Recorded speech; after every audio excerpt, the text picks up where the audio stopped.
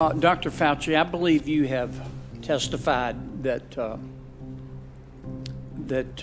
you didn't give any money to the Wuhan lab to conduct gain-of-function research. Is that right?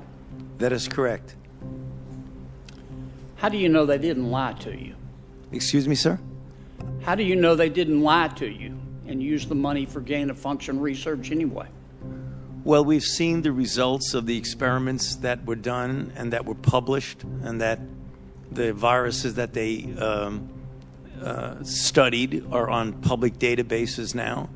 So none of that was gain of function. So how do you know they didn't do the research and not put it on their website? There's no way of guaranteeing that, but in our experience with grantees, including Chinese grantees, which we've had interactions with for a very long period of time, they're very competent, trustworthy scientists. I'm not talking about anything else in China. I'm talking about the scientists.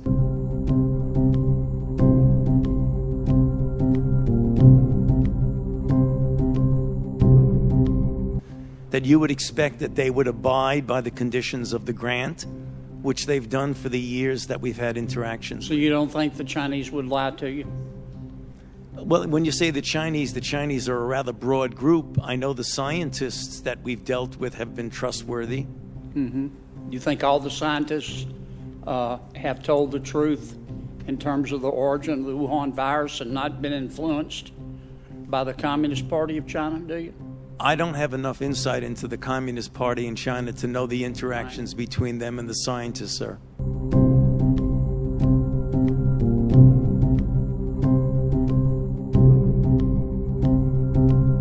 Here's what I'm getting at. You gave them money and you said, don't do gain-of-function research. Correct. And they said, we won't. Correct. And you have no way of knowing whether they did or not, except you trust them. Is that right? Well, we generally always trust the grantee to do what they say, and you look at the results. Have you ever had a grantee lie to you? I cannot guarantee that a grantee has not lied to us, because you never know.